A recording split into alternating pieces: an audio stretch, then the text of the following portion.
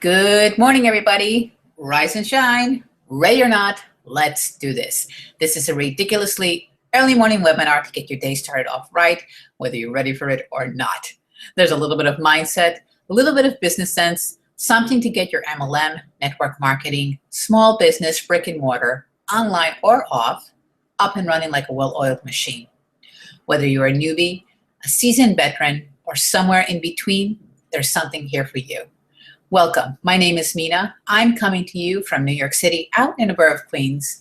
I created this ridiculously early morning webinar to push myself out of my comfort zone and to share with you the great content that I continually find online to help grow my business, with hopes of inspiring you to do the same. Let's grow into success together. Happy morning to you. I'm having my morning drink, my lemon with warm water in my favorite mug, my favorite owl mug, which was a gift from my friend, the lovely Diana. And yes, I love this mug. This webinar, as I've always stated, has two parts to it. There's always a mindset portion, or the mindset moment I like to call, and a business sense portion, or a business sense moment. And I always find great content on entrepreneur.com or Forbes.com, or as I do my research and I start reading here and there, I discover new writers and people who have great blogs, and I like to follow them because their writings resonate with me and they're very practical. So today's mindset moment is inspired by entrepreneur.com, and it's an article written by Drake Bear, and it's called "One Simple Exercise That Can Help You Think Through Any Decision." And it deals with anxiety. I'm going to put down my little owl cup. It deals with anxiety. Now, who today does not deal with anxiety? We all, each and every one of us, deal with anxiety in some shape or form. Some people more than others, some people less. But there is a way to control it, and you can actually make anxiety your ally. And that's what Drake Bear writes about in this article. And I will leave the link below so you can go and explore it further. But before I tell you what it is, I'm going to tell you about, I was watching a YouTuber yesterday. I've started watching her. She's a beauty YouTuber. She's a makeup artist. And I first discovered her when I was sick in bed, and I was slowly being pushed out of my job. And she did a little video about what's in her handbag. And she was very fun and vivacious and very engaging. She made me laugh, so I started to follow her. And her name is Jacqueline Hill. I'll also leave her information below so you can see how she's like. And I've seen her flourish and grow, and now she's very popular. She has a lot of subscribers, and she does really great videos on makeup applications and etc. So I was watching one of her videos yesterday, and she was doing a question and answer where her followers tweet her questions and she answers them. And somebody had asked her about anxiety and how does she deal with anxiety. So there are a lot of YouTubers out there that I follow that they deal with anxiety, and they do make it public on their channels that they do deal with anxiety, and they have different ways to deal with it. And I loved how Jacqueline addressed this question. She says, yes, she says she does suffer. She suffered a lot from anxiety and panic attacks when she was younger, which was very debilitating for her. But now these days, how does she deal with anxiety? She pretty much plants herself down. She asks herself one question, which is the focus of this article that I'm going to share with you right now. And she asks herself this: what is the worst thing that can happen? Yeah, and that is a question that I heard elsewhere, and I'm going to create more content based on that. What is the worst thing that can happen? And so she says, what is the worst thing that can happen? If I'm going to go speak in front of a group of people, let's see, I can faint, but then I wake up and everything will be all right again. And so she talks herself back into can't think of the word right now. Well, she just talks herself out of that anxiety. She pretty much, revs herself up and she says, stop it, stop it. Don't be anxiety. Don't let this cripple you. I'm just paraphrasing what she says to herself. But she talks to herself, and that's something that Les Brown also says. Talk to yourself. Because sometimes that little negative committee creeps up in your mind and starts to throw little monkey wrenches into what you want to do. So you have the power to say, stop. I'm not going to let this cripple me. What is the worst thing that can happen? Say you have to make a phone call. You've got the lead. If you're in network marketing, you're doing online stuff, and you got a lead and you have to make a phone call. What is the worst thing that can happen? They can hang up on you. It could be a wrong number. It could be a disconnected number. Heck, once you realize what the worst thing that can happen, and you see it and you write it down and you see it in black and white, it's not so bad after all. And then you can move on. So that's what she does. So let's get into the article here. And according to, he quotes an author here. Her name is Alice Boyce. She's the author of the Anxiety Toolkit.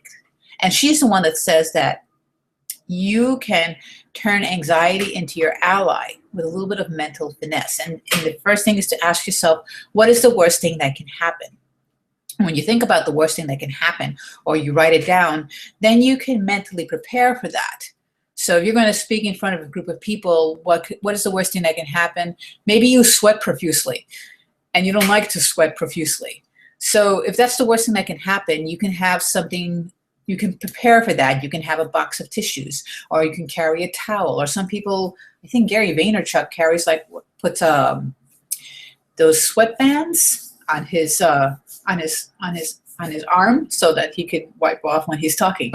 So you can prepare for that, and you can deal with that. Or say you get really thirsty, and when you're talking in front of people, you make sure you have extra bottles of water there for you so that you can deal with that situation. But this is the worst that can happen. So that is the first question you ask yourself. And the next question you ask yourself is, what is the best thing that can happen? What is the best thing that can happen? People are going to like what you say when you're talking in front of a group of people. You gain more followers. You get more confident in speaking in front of people. You learn something new about yourself, that you have that ability, that potential to address a crowd and engage them and keep them engaged for an hour or so. And then you can build up upon that. So let me take a look at this. So this exercise dates back 23,000 years to the philosophers of ancient Greece, to these two questions, this exercise, this thinking exercise, to mentally prepare yourself for any situation that might be frightful, might be scary for you. So he says here in this article is that when you imagine the worst, that will help you mentally prepare with backup plans. So it's good to think about that. When you think of the best, you will see options that you might have otherwise skipped. So it's good to, before you approach any situations, to sit down and to think about what is the worst thing that can happen and what is the best thing that can happen. Say you just joined a great network marketing company. It's great for you. You love the products. You're passionate about it, and you're about to give your first presentation in front of a group of people. You're going to have a home presentation. You invited people to your home. You're going to sit down and think about what is the worst thing that can happen. Okay, and I'm speaking from experience here. What is the worst thing that can happen? Nobody will show up. It's happened. Okay, what can you do to prepare for that? Okay, if nobody shows up, I'm going to do my presentation anyway with my mentor, with my upline, and just practice on how to present.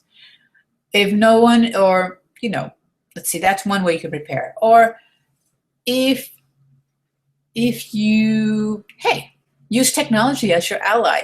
If nobody shows up, create a Google Hangout. If you have a YouTube channel or you have a Gmail account, you automatically have a YouTube channel, and you can easily create a Google Hangout and do your presentation online.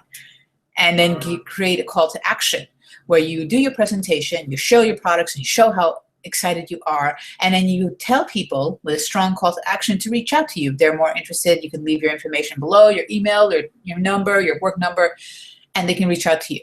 So there's always backup plans to any situation. So once you have thought through what is the worst thing that can happen and what is the best thing that can happen, everybody shows up to your home presentation. You give a stellar presentation. People are inspired by you, and they love the product. They try the product, and you get buyers, and maybe you get some signups into your business, and that is the best thing that can happen. And then you can build off of that. What are some options that you might have missed when you're thinking about the best thing that can happen to you? Okay, I did a great presentation. Maybe if you're doing a health company, maybe I could show them different ways they can make a shake, or ingredients they can put into a shake, and get them even more inspired that way. Or maybe I can have samples of a shake, or show them how to do a certain shake and have them taste it. And maybe they get inspired and they will buy some of the product, or some product from me. So that gets the wheels in your mind working when you start thinking through every situation by applying these two questions. What is the worst thing that can happen, and what is the best thing that can happen? And then you move forward. So this is the mindset portion of this webinar. Now we're moving into the business sense portion, and it all has to do with the Entrepreneur's Guide to High Performance Lunches. Now, I love food, and I'm certain that you love food as well. But you know that food is a sense of energy for your body. And there are some foods that do not give you the best amount of energy that you need for your day, to work through your day. And there are other foods that do. So my husband and I have been working on this because we have felt a little bit sluggish and not at our peak when we're both working at our businesses. So what I've been doing for my husband, because he's out on the road pretty much all day. So and he was getting into the habit of eating high carb foods and pizza, and having a bag of chips in his car. And while we both love potato chips, and I'm sure you love potato chips too, and I love spicy potato chips. I digress. He noticed that his pants were feeling tighter. So I said, okay, let's do a little bit of a change up. And I've been exploring the salad in a jar thing. So that's what I do right now for him. He eats salads every day, and I have fruits ready for him. And I'm doing the same, where we're starting to eat better.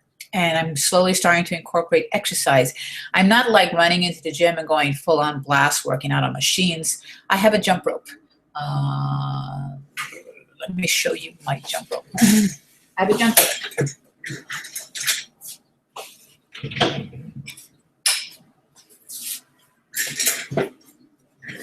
It's my jump rope. And I celebrated a birthday this past Monday. I turned 44, and I started doing 44 jumps. And so that's what I'm going to do every day. I'm going to do a little bit of jump rope to just get my heart pumping and blood rushing to my head, so that I can think clearer. And so we're working towards better health, because we're not young spring chickens anymore. we gotta maintain ourselves for our businesses. And this article, it talks about tweaking your lunch just a little bit so that you can get more energy for the rest of your day. And here it says the first thing that you need to know is to learn what not to eat. And the author of this article says to build lunches around lean protein, grilled chicken breast or salmon, and fresh vegetables with snacks of unsalted nuts instead of chips or cookies. Now, there's a certain way to combine food. If you have like a hamburger with fries and you have a shake, that puts a lot of stress on your digestive system to break down. And that combination is not ideal, because you'll notice that after you have your lunch, you can't stay awake. You need a cup of coffee. And sometimes that coffee is not going to jolt you awake. If you have a lunch instead of chicken or some type of protein with vegetables, that is a much better combination. Your body can work on breaking those down easier and give you the energy that you need to finish your day off right. And I know that those types of lunches with a hamburger are really tasty and yummy, and they are just all yummy, yummy goodness. But you have to think about what you need to do during the day and how you need to fuel your body right, so that you can do the work that you are meant to do with the excellence that you're meant to do it with. So learn what not to eat.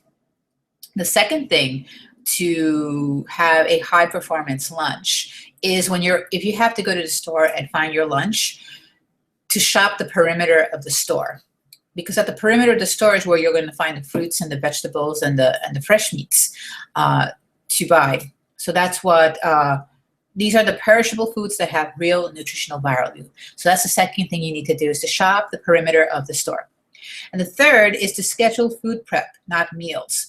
So schedule time to prepare your food, to prepare the lunches before your work week begins. So a lot of people take Sunday to do their food shopping, to buy the nutritious foods, to create their salad jars and have them ready for the week.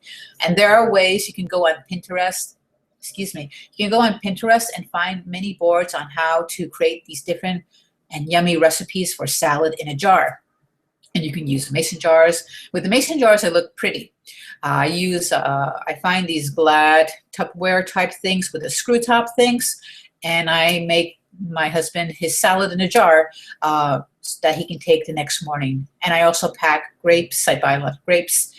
Grapes with the seeds are better than the seedless grapes. I know that the seedless grapes are more convenient, but I eat the grape as a whole with the seeds. I hear the seeds have a lot of nutritional value. So, and that habit started when I was a child, because I was too lazy to spit out the grape seed. I just ate it. So yes, that's me. Little weird. Anyway, but schedule your food prep in advance. Have out your week's lunches in your little salad jars and your fruits in whatever. I use little Tupperware things, and my husband likes it that way. I put the dressing in a separate little canister, and he has this salad jar, and he has a little Tupperware thing with his fruit. I also pack 2 apples, and he also likes to munch on carrots and celery throughout the day. So that is his lunch, and he enjoys that. And when he comes home for the night, I have his regular dinner, which can be a pasta or a carb thing, which is fine for him. So that's how you should schedule your food prep. And number 4, grab and go, which is what I combined with number 3. Have like little Tupperware bins and things ready for you to take your lunch on the go. Speaking of Tupperware, I just remembered something from my childhood. One of my first lunch boxes was a Holly Hobby metal lunchbox, but my mother put me in the weekends to learn Spanish, so I had to go to Spanish school. I don't know if that's popular in your area, but in New York, in Queens, they had like weekend schools. And I don't know if they still exist, and if they do, if you're from Queens, let me know, where you can take your child to learn Spanish. Or I know that in Astoria, they had Greek school, where I had friends when I went to public school. I had friends that right after school, they went to Greek school, where they learned their language and learned the culture of Greece and all that. I had to go to Spanish school, and I attended school on the weekends. I attended school on Saturdays to learn Spanish. And before I get way off track, well, my mom would pack my lunch. And I had a little red Tupperware lunchbox where you had all the little Tupperware little bins to put your sandwich and to put your little snack and put all that stuff. So I can tote my lunch to class and have my lunch down.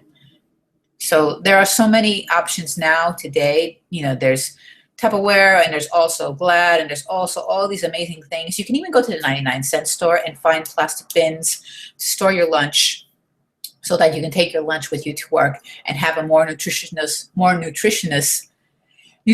is not a word, a more nutritious meal, a good option for you, so that you can get through your day and power through your day. So now we've reached the end of our ridiculously early morning webinar. If you enjoyed the content, the information I provided you today, give this video a like and share with a friend or 2. Subscribe to this channel so that you're updated when I upload new videos. I will leave all the information about what I spoke about today below. I will also leave the link to my blog. Visit me there and we can continue the conversation there. Thanks for stopping by on Rise and Shine, Rate or Not, Let's Do This. My name is Mina, coming to you from New York City, out in the borough of Queens. Have an amazing Wednesday, folks. I'll see you tomorrow. Cheers.